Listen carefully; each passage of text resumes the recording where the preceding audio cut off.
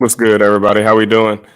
How we doing? How we doing? A little impromptu. I wasn't planning on going live after the recap, but that Corey Trice pick got me a little lit up. So figured I'd hop in here and talk for a second. I only got about like 20, 30 minutes in me though, just letting y'all know because my wife's on her way home with food. But be happy to take any questions.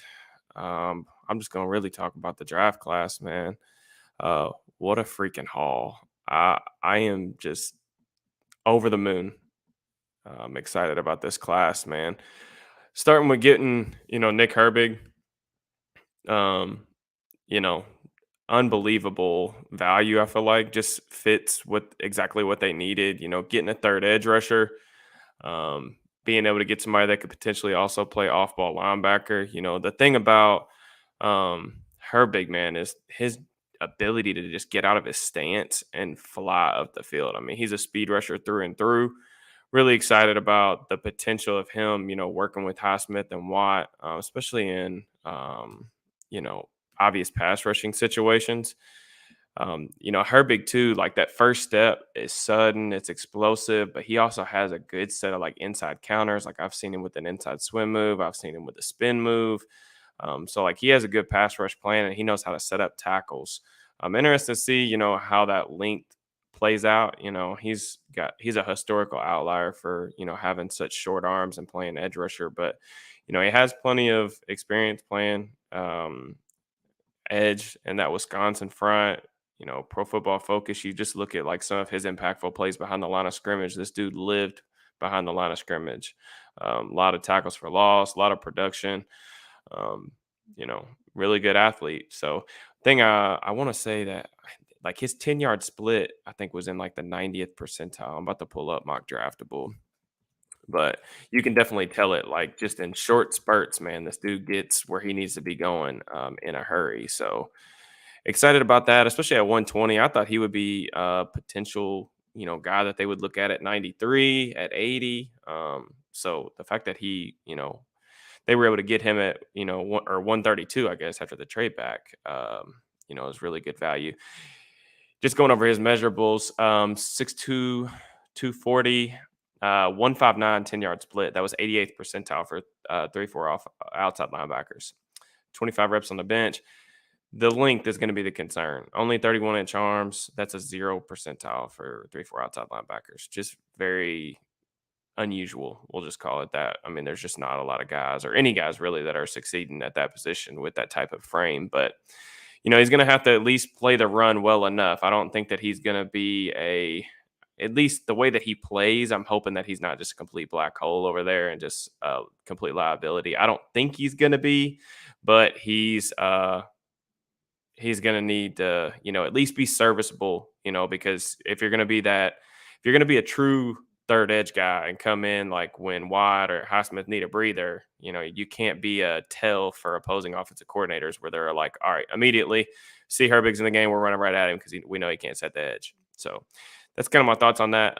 But I like the pick, especially on day 3, man. Like day 3, I talk about this all the time, but just getting traits, and we'll talk about this with Corey Trice, but getting traits on day 3 is really what you're after, man. Like need, if you can get a tradesy guy at a position of need, that's all great, and I think that's exactly what Herbig is. But all that. I guess I'm praying hard enough for Clark Phillips. Yeah, Phillips going a little bit earlier was a little bit upsetting. But yeah, no, I mean, if the fact that they got somebody like Herbig that can do some stuff that they like, the Steelers love speed rushers. TJ Watt, speed rusher. Alex Highsmith, speed rusher. I want to see if Herbig can survive without like with that glaring lack of power on the outside too. Like he's definitely a one trick pony right now. Like he's speed and he does have inside counters, but like there's just no pop behind his hands. So we'll see. But I think even if edge is not it, like he could potentially play off ball linebacker and play middle linebacker because Wisconsin had him drop in coverage, spot drop. He looks functional in space. He can cover ground. He's got good range, lateral agility, lateral quickness. So he can definitely play out in space like that. Um, I see people ask about the Maryland guard Spencer Anderson. I saw him at the Shrine Bowl like a little bit, but to be honest with you, I didn't watch his tape, so I'm gonna have to get back with y'all on that. I'm actually really glad that they took that. Usually, they will take somebody like in the seventh round or something like that that I haven't watched yet, and that's usually really exciting for me because I like watching new players, especially after I spend 12 months grinding. But I can't get to everybody, unfortunately. I don't do this full time. Well, I don't do it full time. But yeah, I'm excited about watching him. The thing about Spencer Anderson, though, he's played a ton of snaps at a lot of different positions. You know, he's played center. I think he played center in 2021. He played guard in 2022 and then tackle in 2020. So like he's moved around and played both sides of the line. He's played multiple positions. And when you're talking about getting a guy in the seventh round of the draft, you need him to be like if you're planning on making the team as a seventh round offensive lineman, you can't just play one position because odds are you're going seventh round for a reason. You're not going to be a starter. So if you're going to be a backup, they have to be able to depend on you to play multiple spots in order to get a hat on game day. So um, I'll have a lot more thoughts on him like once I'm able to really comb through his film. I still have the Shrine tape on my laptop, so I'll start going through that maybe tonight. Um, I'm glad they signed Shannon Silva mid-draft so I can stop freaking out about not getting a nickel late. Yeah, we're gonna keep the positive train rolling, but I'm just gonna tell you right now, like Shannon Sullivan's not a lock to make this roster. I watched the Vikings a little bit live last year, like 3 or 4 times. That pass defense was absolutely atrocious, and Sullivan was their slot corner. And I know they had some scheme stuff that they were dealing with. Obviously, personnel was limited. The pass rush wasn't, probably as good as they probably hoped it would be. But Sullivan, he allowed like 777 yards in coverage out of the slot. That was 200 more than anyone else did in the NFL. I mean, he was literally the worst graded, like he was the worst graded or like statistically the worst cover guy in the slot in the NFL last year. Now, I will say this that I have not studied him on tape. So I I use numbers. I'm an analytical guy too. I like using numbers to kind of back up my opinions, but I want to see the tape before I say completely like, yeah, he's awful. But I'm not. Don't hold your breath on that. Like the Steelers still have a um, if coming out of this draft, man, like honestly, that's the biggest hole that I think they have. And every team has flaws too, right? Like every team, even the best teams, they're going to have weaknesses. This just might be the Steelers' weakness this coming year. I don't know what their plan is. Mollett, if he's in the slot, teams are going to attack him, kind of like the Bengals did in that second matchup last year. Sullivan, I don't know that he's a lock to make the roster. Maybe they put Patrick Peterson in the slot a little bit, but I think that really just depends on matchups. Like he can guard some bigger guys. I think he can cover tight ends, but those shifty slot receivers and man coverage at this stage of his career, I don't think that that's a good idea either. So we'll see what happens, man. What's up? I appreciate everybody hopping in. Like I said earlier before more people jumped in, I only got about like 20, 30 minutes. I wasn't planning on jumping on, but I'm excited right now. So I want to talk about some stuff, answer any questions that anybody might have. But if y'all would just please make sure you like the video real quick. That helps me out, helps support me. Make sure you subscribe to the channel, all that good stuff. And then we'll just keep this rolling. I'll try to do as much as I can. I'll take Washington 7 days a week. Yeah, man. Like when I was doing the cut ups for the Broderick Jones film room that's up on the channel, that if you guys haven't checked that out, please do. My eyes just kept going to number zero. And like that was the last thought that I had when I was uploading the video to my channel was like, man, I could really get down with watching Jones and Washington like run block every week. Like it would just be really fun for me as like a film guru, just seeing them both maul guys and manhandle guys. I'm excited about the potential for that. And I think Washington at 93, unless that knee is just completely chronic or just it's going to shorten his career or something like that, like this is really good value. I already said that as a receiver, getting him out in the flats, because there's a video up on him as well on the channel if you guys want to see that. Um, Getting him out in the flats, you can put him up the seam. You know, he has a big catch radius. He's good after the catch too. Like he's a difficult guy to bring down because he's a freaking alien. But I don't think he's ever going to be a high volume pass catcher just because he's stiff. He's not going to be a good route runner. His route tree is really limited, and like his hands are okay, but he's a clapper of the ball. So when the ball's coming to him, you'll see him do this instead of just like putting his hands up naturally and high and tight. But as far as what Washington could do already as a run blocker is instant impact. And he can be a tight end too for the next 10, 15 years. I've already used the comps like Mercedes Lewis, Martellus Bennett. Those are both like good comps for what he could potentially become. And I know a lot of people I think are higher than on his receiving ability or receiving upside than I am, but I actually think he has more upside as a blocker because his technique right now as a blocker is not very good. His hands get real wide. He's basically just a mauler who's trying to win with physicality, with his length, with his size, with his frame. But like if you can get him to play, with consistent pad level and get his hands high and tight, like in tight to the shoulders, I mean, we're talking about like all-time dominant blocker because he has that physicality and the want to. They asked him to do a lot of different stuff at Georgia, so I'm excited about getting him, man, especially at 93. I thought that was really great value. How do you feel about the Corey Trice pick? That is why I'm streaming right now. Corey Trice, let's get it. Super excited about Corey Trice, man. I know there's some medical stuff with him as well. Like he's had some significant injuries. I believe he tore his ACL. And I guess that could have potentially taken him off teams' boards, man. But like I just got through talking about with Herbig, with guys like Trice on day 3 of the draft, you're really just looking for traits. Trice, 6'3", 206 pounds, 32 and 3/8 arms, 156, 10-yard split, a 4.47 40-yard dash. Those are average numbers, but when you compare them to corners of his size, excellent numbers. A 132 broad jump, 93rd percentile, and 17 reps on the bench. I mean, he's literally. I mean, this is the type of corner that you want to take on day 2 of the draft to groom and develop. And the fact that they got him on day 3 with a 7th round pick is just, I mean, it's stealing.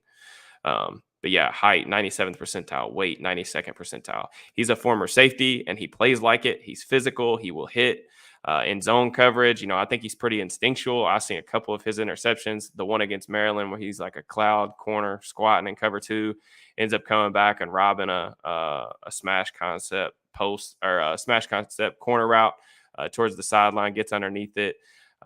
Against Michigan, he made a couple really nice plays just in space as well as a tackler.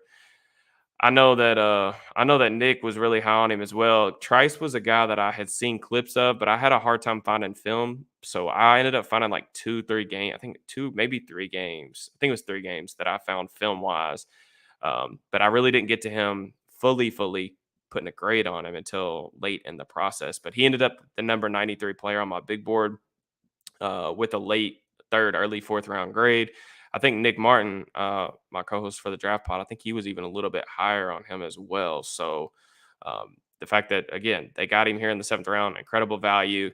Grady Brown made the comment in his press conference. I haven't got the chance to watch all the press conferences yet because I've been so busy pushing out content. But he said we're going to look really good coming off the bus. And like with a guy like Porter Jr. and a guy like Trice, yeah, like you want to go match up with some of these bigger bodied receivers and really get up at the line of scrimmage, press, be physical, impose your will on guys, play press man. You got to go get dudes like this. And, I love the Trice pick. It's so funny that it worked out like that, man. I know everybody wanted a slot corner, and I did too. I would have traded up to try to get Keitrell Clark from Louisville as long as he was on the board. He lasted too long.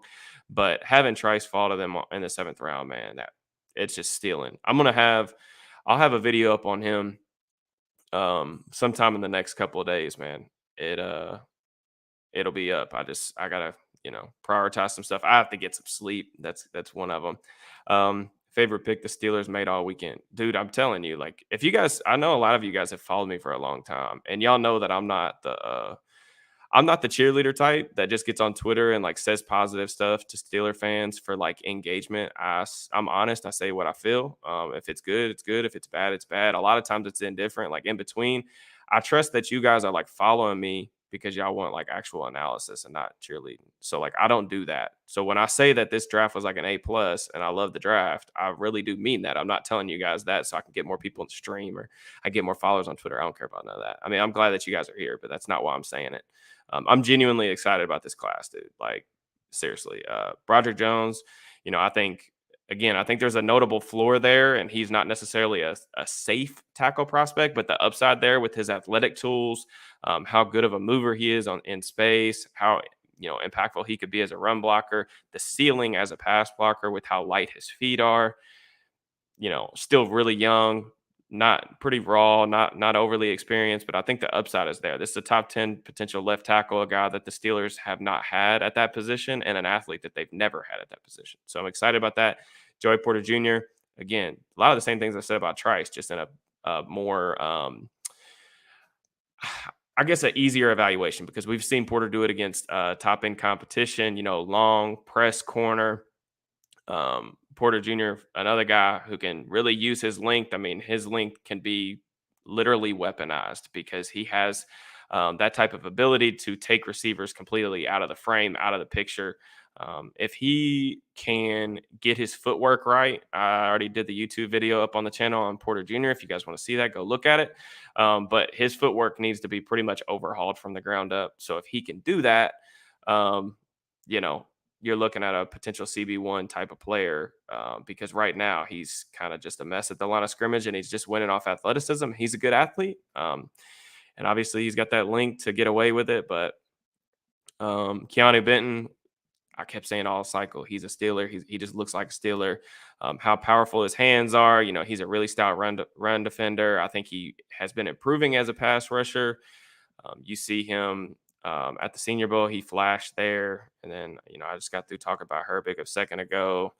I haven't watched Anderson yet. Just went on a rampage kind of about Trice. But what do you think about Starling Thomas? If you guys could do me a favor, if there are undrafted free agents that are brought in, like while I'm on stream here in the next like 15, 20 minutes, drop them in the comments so that I can see them because I'm not going to be able to do all these things at once. So what do you think of Starling Thomas?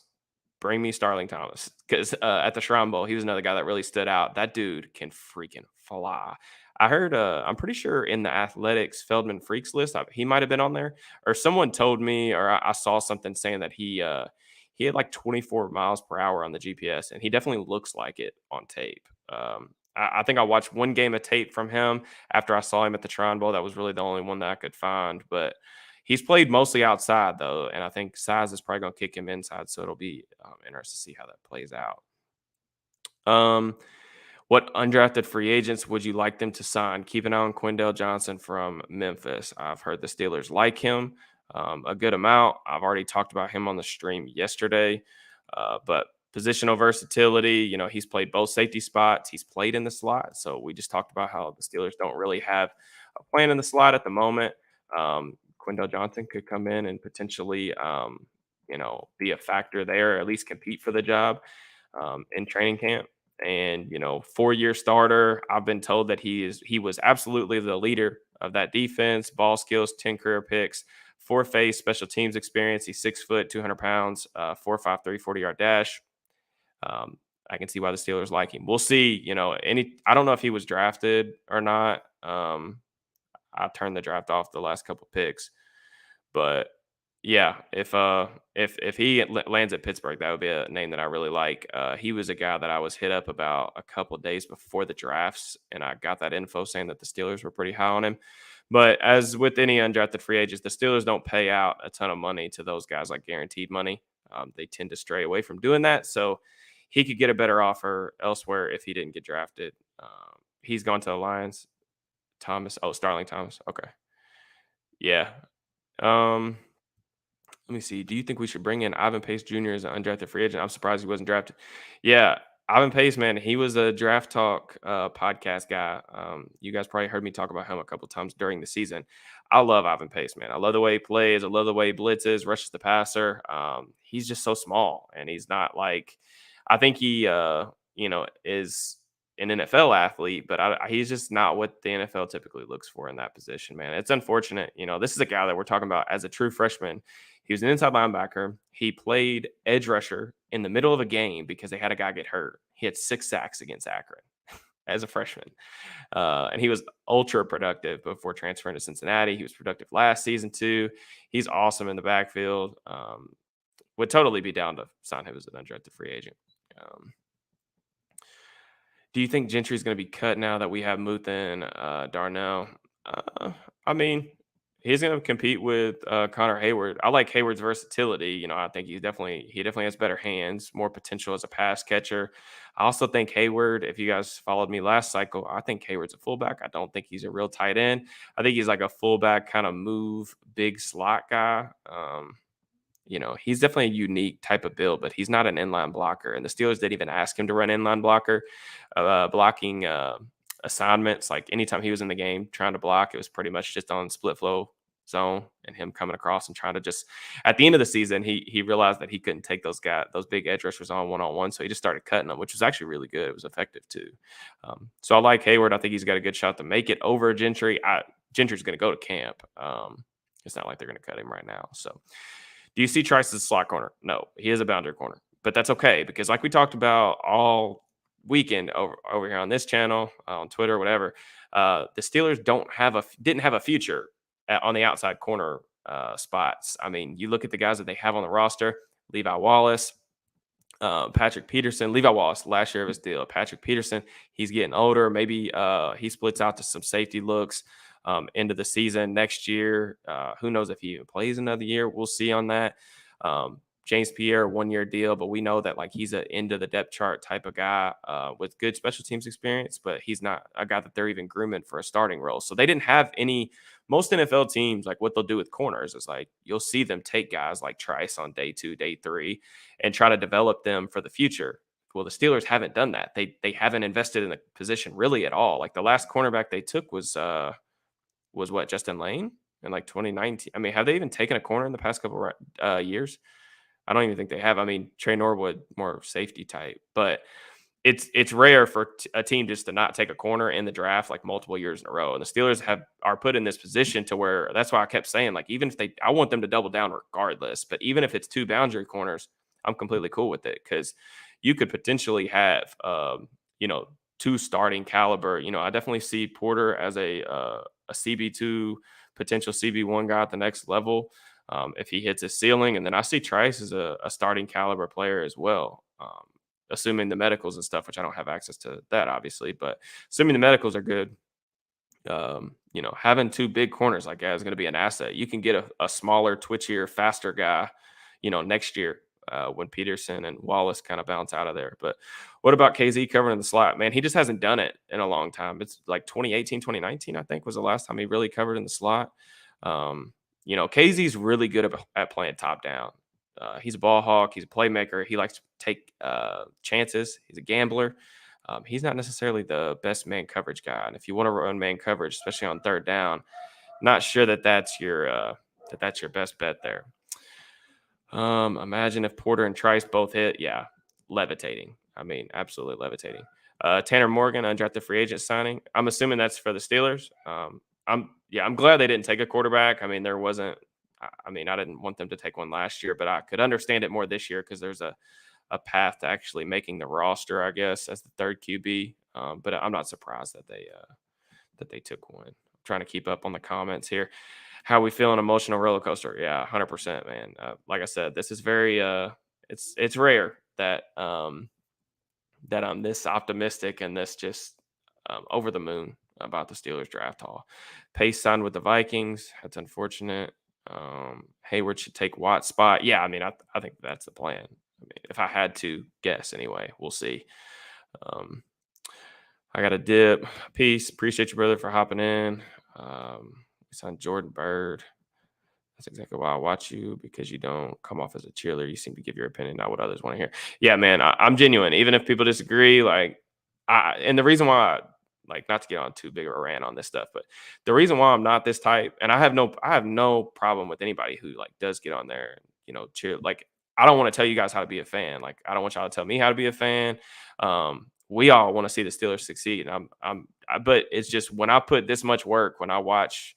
I have a full-time job, full-time career, have a daughter. When I put this much time into going and watching these prospects so that I can take notes and push out all this content and give you guys all this analysis, it's doing me a disservice. And I think it's doing you guys a disservice if I'm not honest with you all. And like I said, I'm not like traditional media. I don't want to be a beat writer one day. I want to do this stuff, and I'm trying to carve out my own lane.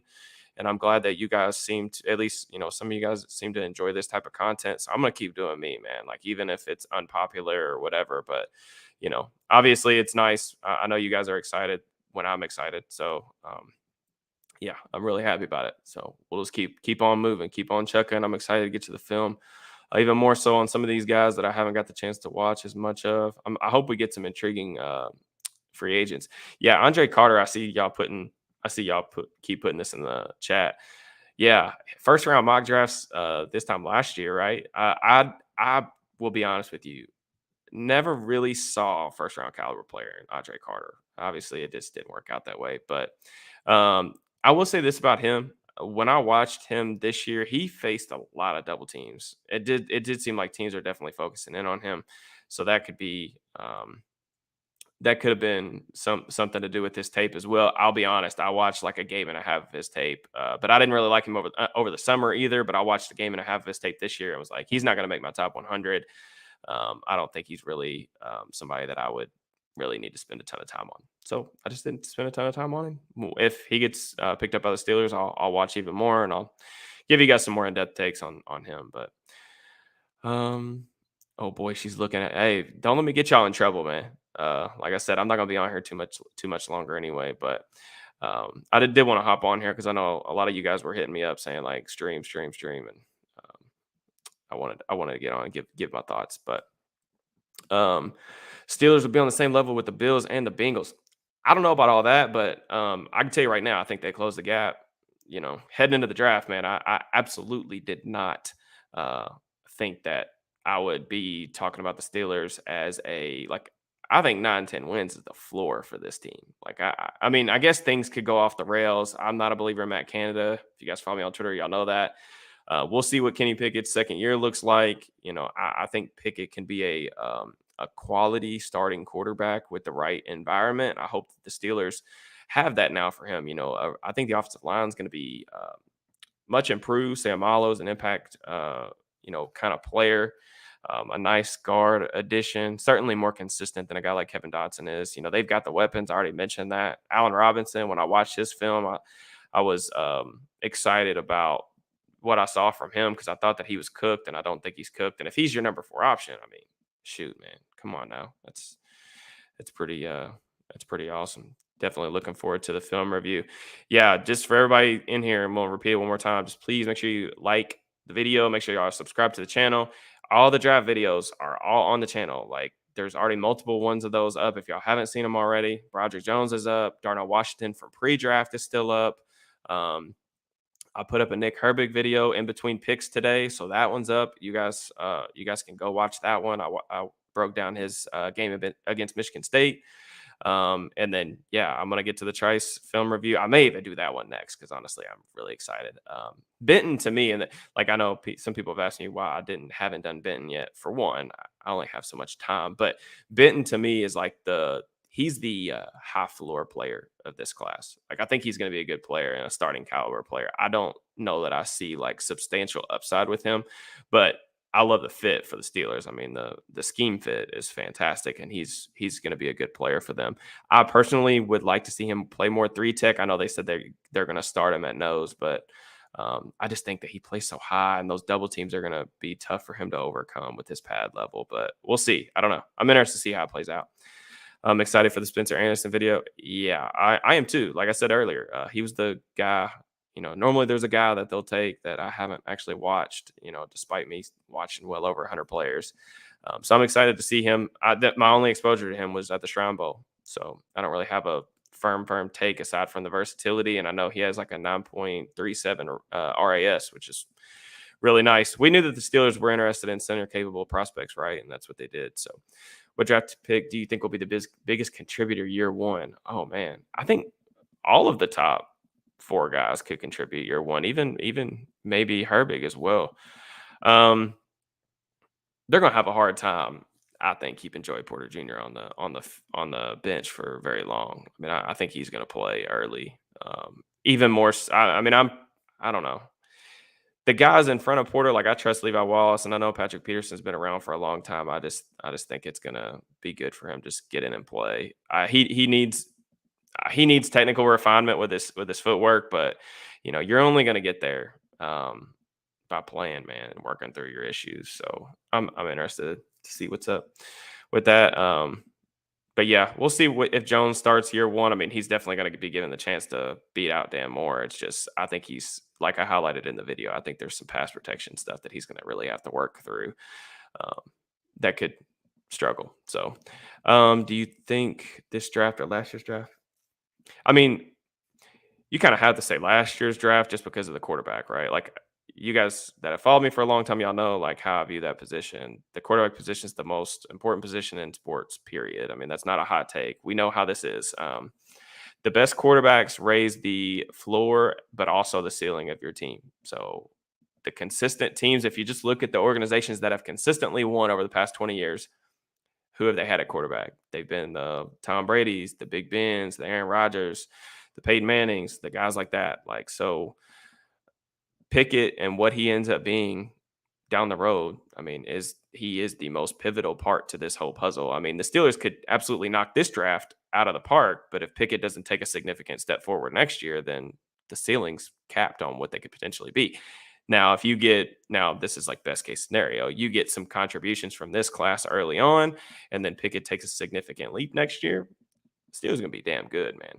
That's just my opinion, but not gonna lie, it hurts seeing Turner go to the Bengals. Yeah, they got I like Turner. I was more upset that they took Daxon Hill last year. That Dax, man, he was one of my favorite players in last year's class. Grady Brown was speaking if they view Trice as an immediate impact player, not a project player. Do you see that as a positive? That didn't surprise me. I mean, uh, he's got the traits, man. I mean, he's played. I mean, he's played a lot of football too, even though he got hurt, whatever. But he's not a guy that I'm saying, has to necessarily sit the bench. Let him compete. Interested. I'm gonna try like hell, man. I'm gonna reach out to everybody that I can, that I know has maybe some more tape that I don't have access to yet. I'm gonna try like hell to get some more tape on Trice so that I can get that to you guys. Jordan Bird, return specialist. Been looking at his tape. He has wheels. Yeah, I mean, obviously, we have no idea who's gonna be returning kicks, right? Next year. So that's interesting. What are we thinking the chances of start Trice starting are?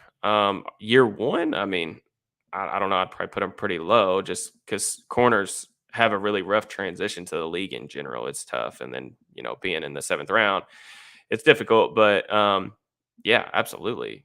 Um, absolutely. Trice could work his way into a starting role eventually. I don't know. It's just Levi Wallace, man. I think they like him. He's solid enough. I don't know that he's going to be, you know, they're going to have to pass him on the depth chart, and Porter having the draft capital associated to him, essentially being a first round pick has a better chance of doing that than Trice. I missed the chat, but thanks again to Andy. Why don't our gain is Philadelphia's loss, man? Hey, Nick brought up a good point on this too. This is something us and Zach was talking about on stream or off stream. If the Steelers draft class hits and all these guys contribute year one, I mean, dude, come on now. Like, people are going to be banging the door to come get this guy. And I don't know if he wants to be like, I mean, I would assume that he wants to be a primary general manager somewhere instead of just an assistant because he interviewed for the primary job here. But, this is a good draft to do that too. I got a super chat in here. Man, I appreciate you. I've probably competed 100 Pro Football Focus mock drafts. I saved my favorite boards, but I never had a board fall for me as perfectly as the Steelers. Yeah, dude, same. I mean, how did that even happen? It seems like every year I'm sitting there talking to myself, like, man, like the board doesn't didn't fall our way, or I'm frustrated with a guy that I really liked, and I thought the Steelers might be interested in, went like a couple picks ahead. And then this year, freaking the board just kept falling our way consistently. And Trice was just the last example of that. And I'm just like, man, it's too good to be true. But I appreciate the super chat, man. Thank you very much. That's very kind. So Andrew Booth was my favorite player. Yeah. The Vikes, did they take a quarterback at corner in this year's class? They got Brian Flores over there. I'm hoping Booth, man, it's just been a rough 12 months for him. He hasn't been healthy. I'm hoping that he can get you know, healthy and get back on the field. I'm excited to see my guy AB work. So Brett Coleman was higher on Trice. Hey, maybe I'll try to hit Brett up in the DM, see if he'll shoot me some of the film. I'm sure he has some. So, oh man, love the podcast. Yeah, man, I'm super jacked up about being on the podcast next week over there on All Steelers Talk. I feel like you guys have been really, really, really showing those podcasts love, man. Me and Noah have been getting. I mean, the numbers been crazy through the roof, and I appreciate that. Thoughts on Calvin Austin? Um, Austin, he played primarily on the boundary at Memphis, and so making that transition to the slot is going to be a little bit of a transition for him. But one thing I liked about Austin was he could be press coverage, really good footwork, had a really refined release package. Obviously, the speed is the number one thing everybody's going to go to, right? Like the dude straight up flies, can get vertical, can stack corners with ease. With the ball in his hands, he's pretty electric. The return versatility, those return skills to make guys miss. All that stuff's nice. It's just, another guy we're talking about, historical outlier just in terms of his size. So can he make it? I think that's really the primary reason that he went fourth round last year. So we'll see what happens with Calvin, but he definitely needs to have a good summer to make sure that he not just makes the roster, but potentially be given a chance to get some touches. Even if they're jet sweeps, however else. You see McGuire, Mizzou, only guy I see beat Broderick on tape went to the Browns. Yeah, that's gonna be a fun matchup to watch going forward, man. Pay Weddle to keep to a bag to keep him. Yeah, for sure. Common Omar Dub, man. A dub would be underselling that, man. Would be underselling that for epic proportions. A pivotal draft class with a lot of upside of positions of need. Yeah, man. Like I think that's like the thing too is I think they shot for upside with a couple of these picks. Like I think that Porter Jr. has good upside. I think Broderick Jones has extremely high upside.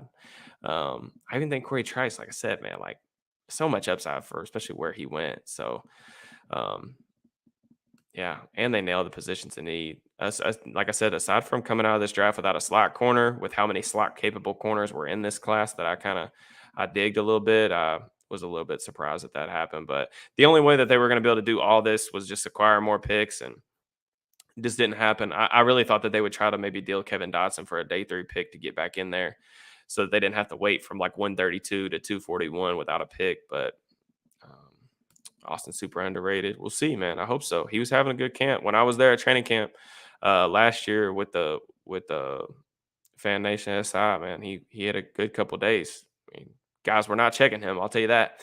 DB listening here from Scotland, UK. Let's go, brother. Yeah, let's go, man. Scotland, UK. That's wild, man. If you'd have told me 10 years ago when I hopped on Twitter talking Steelers ball to, who knows, very few followers, I'll tell you that someone from Scotland, UK would be watching me stream after day 3 of the draft. That's pretty crazy, man.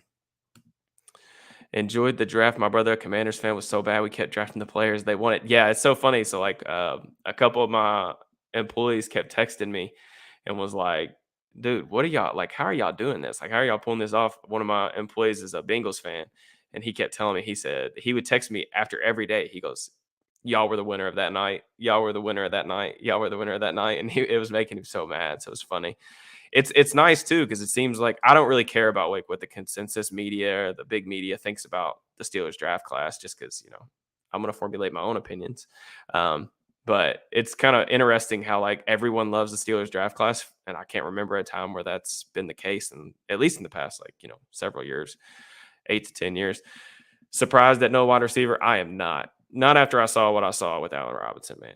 I know a lot of people are saying like throughout the process that they had Calvin Austin waiting in the wings, and that's why they didn't need to draft a receiver. I think they would have drafted a receiver if it wasn't for Allen Robinson. But what I saw on tape with Allen Robinson, some of the things that he can still do, get open in the red zone, beat press coverage.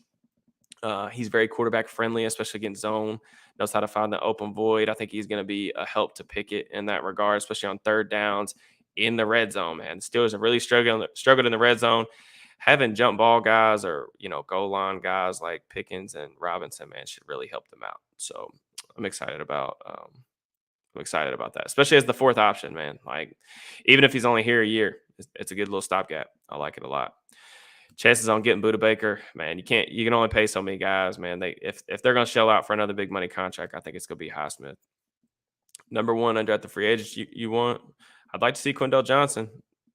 We'll see on that. I honestly I don't have a list of guys who didn't get drafted like right in front of me right now because I'm trying to keep up with the chat and I can only have so many tabs open. So, um, Eli Ricks, that would be really interesting. I was surprised that they didn't show a little bit more interest in Ricks. They met with him informally at the combine, but Ricks is another guy. Uses his length really well. A lot of press man skills. I think back to that. What was that? Was that the Mississippi State game from last year where he finally got put like kind of in the lineup and he was balling out.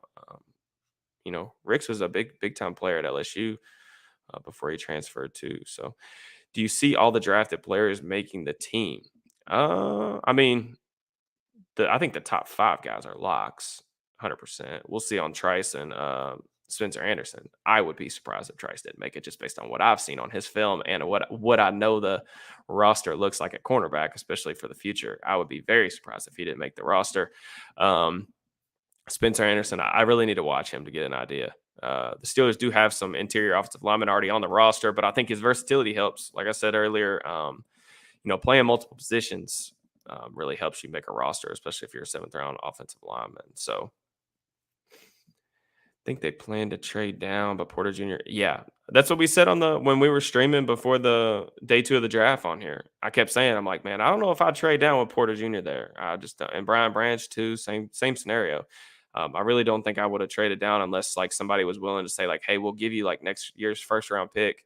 You give us next year's third round pick or something crazy like that. And I don't think anyone was willing to do that. But, Porter Jr., I think they valued him probably in that late first round range. And, it was going to take a haul to get him to move off it. And I like that. Now in North Dakota, it's crazy, man. Been following you for 2 years. Do I get to say I knew him back when? Yeah. Yeah, you do. I appreciate your support, James. You've been a real cool follower on Twitter. I know you are constantly interacting with my stuff, and I appreciate that a lot. So, Carter's stock, man, has been down for a while. Like he was in first round mocks this time last year, though. It's kind of interesting. Do you think Minka will be in the Hall of Fame? Man, that's a loaded question. I think he is on the way. But he's gonna need to sustain this level of play for a long time. But I definitely like, what he's got putting together so far. I mean, Minka's been a phenomenal player for the Steelers. I would even argue maybe potentially underrated by a certain section of the Steelers fan base because, safety play is kind of boring to watch, even if you're a tape grinder, because they're just not involved in a lot of plays. But some of the stuff he does that, doesn't show up on tape is it's very, very impressive. Trice signed with Philly. Tanner Morgan, appreciate you guys, keep me updated on that. Are you high on Washington as a potential red zone threat? So this is what I was saying. I don't think I'm as high on the receiving upside as like other people are. So he only had very limited contested catch opportunities last year for Georgia. Brock Bowers was the main guy on offense there. And I just don't think that I want to see more of a sample size if he can go up and be that jump ball receiver. But we'll see. I mean, heck, 6'7", you better be able to do something in the red zone. We'll see how that plays out. But what I do like about it is, Washington gives you the opportunity to, dictate defensive game plans based on your personnel. Like if you come out in 12 personnel with Washington and Freiermuth as your tight ends, like you can run the ball extremely well because I think Washington, especially if he cleans up his hand placement, is basically a 6 offensive lineman. And then you can also throw out of that as well with 3 very good receiving targets and Pickens, Johnson, and Freiermuth. And Washington can do some stuff in the flats. He can, maybe go up the seam a little bit too. So, yeah, I mean, you're going to be able to dictate personnel and that's going to be extremely interesting. I know you've mentioned Rocky Sin as a possible free agent for Pittsburgh, and he's still available. Can he play the slot? No, Yasin's a boundary cornerback through and through. So, press man guy. So I think the Steelers are good on boundary corners now. If they're going to go after another cornerback, which I know they signed Chandon Sullivan, we'll see what Sullivan looks like like I said earlier, I need to get to the film on him, but what I've seen, I haven't been very impressed, and the numbers are pretty bad. So he'll at least compete for a roster spot. They've got to get something figured out for the slot. I'm very interested to see what their plan is because I'm not exactly I'm not looking forward to it. But like I said earlier, every team's got weaknesses. That just might be their weakness. Put Washington next to Jones. Yeah, man. Like when I was combing through those plays, man, I just kept seeing, there's a play. Um, Let me see if I can get it pulled. Actually, I don't know how to share my screen like live like this without setting it up right. But there's a play against Florida. It's in both Jones and Washington's video for the channel, where Washington comes down and just horizontally displaces the end and pins the end and like just wrecks him. And then Broderick Jones is pulling on the outside and he just pancakes this poor, like small boundary cornerback and like ends his life. Um, and that just play just reminded me, I was like, man, I could do this every week and all that stuff for the rest of eternity. I'm excited about those two getting the chance to block next to one another moving forward. I really hope that this helps Najee Harris, man. Like, if Najee can't run for 1,400 yards behind the line that they've assembled, especially if Jones plays year one, because I do think he's a little bit of a project. He's pretty raw in pass protection, but he can play as a run blocker year one. And then you put Washington out there. If Najee can't run for 1,400 yards, it's probably never going to happen. I'm just going to be honest with y'all. So hopefully next year is the year that he kind of breaks out, kind of makes the Steelers look smart for that first round draft pick that they invested in him. I am about to hop off here, guys. Just as a reminder, please make sure y'all like this video. Make sure y'all subscribe to the channel. I appreciate all the love that you guys have shown me, not just today, but over the course of the weekend, the draft cycle. All that stuff's been awesome to see. So I'm very, very grateful for all that. Y'all have supported me, especially through the YouTube ground, man. This was a big leap for me, and I didn't know how it was going to go, and I'm very, very pleased with how it's going. So hopefully you guys enjoy the content. I'm going to go have dinner, and then I'm probably going to take a nap before jumping into some film. So just a reminder too, Darnell Washington, Broderick Jones, Joey Porter Jr., Nick Herbig, 4 of those draft picks have film rooms up on the channel. If y'all want some stuff to do, go check those out. Y'all can look at those and then show those some love. Let me know what y'all think of that stuff. Holler at me on Twitter. Again, I really appreciate you guys coming to chop it up with me for sure. So holler at y'all later, man. Peace.